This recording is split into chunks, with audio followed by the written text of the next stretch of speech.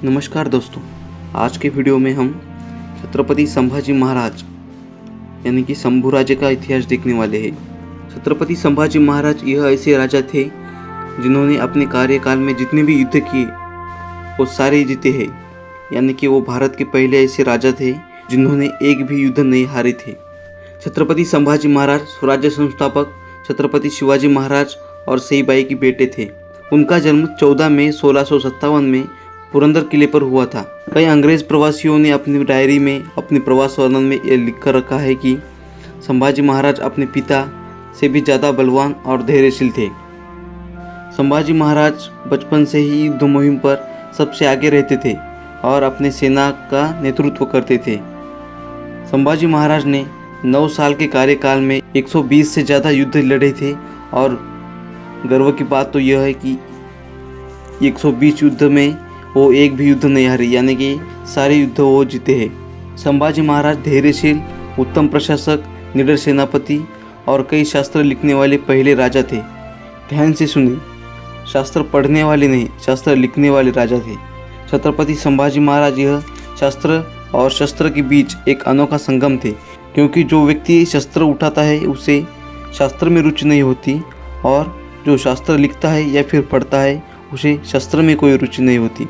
छत्रपति शिवाजी महाराज की मृत्यु के बाद औरंगजेब ने स्वराज्य को नष्ट करने के लिए सारी नीतियां अपना कर देखी, लेकिन संभाजी महाराज ने उसे स्वराज्य का एक किला भी जीतने नहीं दिया और मुगलों से स्वराज्य की रक्षा की। इसीलिए उन्हें स्वराज्य रक्षक संभाजी महाराज कहते हैं। संभाजी महाराज को प्रशासन चलाने की और युद्ध में निपुण होने की कला अपने पिता शिवाजी महाराज से ही जन्म से ही प्राप्त थी। शिवाजी महाराज जब भी स्वराज्य से दूर जाते थे, यानी कि किसी युद्ध मुहिम पर जाते थे, तब युवराज होने के नाते संभाजी महाराज स्वराज्य का प्रशासन चलाते थे। उन्होंने स्वराज्य में होने वाला भ्रष्टाचार अपने पिता शिवाजी महाराज के सामने लाया था और इसी की वजह से उनको स्वराज्य में कई लोगों से दुश्मनी मोल लेनी पड़ी थी। संभाजी महाराज ने 8 साल की उम्र में ही 16 से ज़्यादा भाषाएं सीख ली थी, इसमें अंग्रेजी इस भाषा का भी समावेश था। स्वराज्य में जब भी कोई ब्रिटिश व्यापारी या फिर ब्रिटिश वकील आता था तो संभाजी महाराज उनसे अंग्रेजी में ही बात करते थे।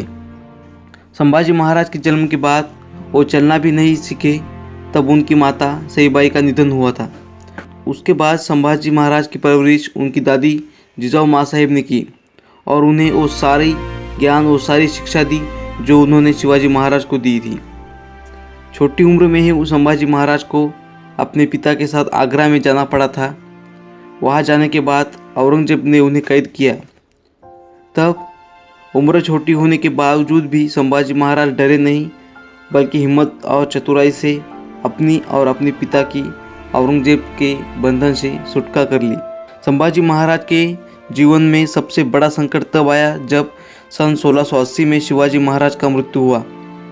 तब स्वराज्य के कई भ्रष्ट नेताओं ने और लोगों ने संभाजी महाराज को राजा बनाने की जगह पर उनके छोटे भाई राजाराम को राजा बनाया। इस बात का पता जब संभाजी महाराज को लगा तो उन्होंने स्वराज्य के सेनापति हंबीरराव मोहिते से मिलकर उन सारे लोगों को कठोर दंड भी दिया और खुद को स्वराज्य का राजा घोषित किया। संभाजी महाराज बहुत ही धैर्यवान और ताकतवर राजा थे, लेकिन दुख सिर्फ इस बात का है कि इस महान राजा को सिर्फ 9 साल का ही कार्यकाल मिला। 1680 में वो राजा बने थे और 1689 में उनका मृत्यु हुआ।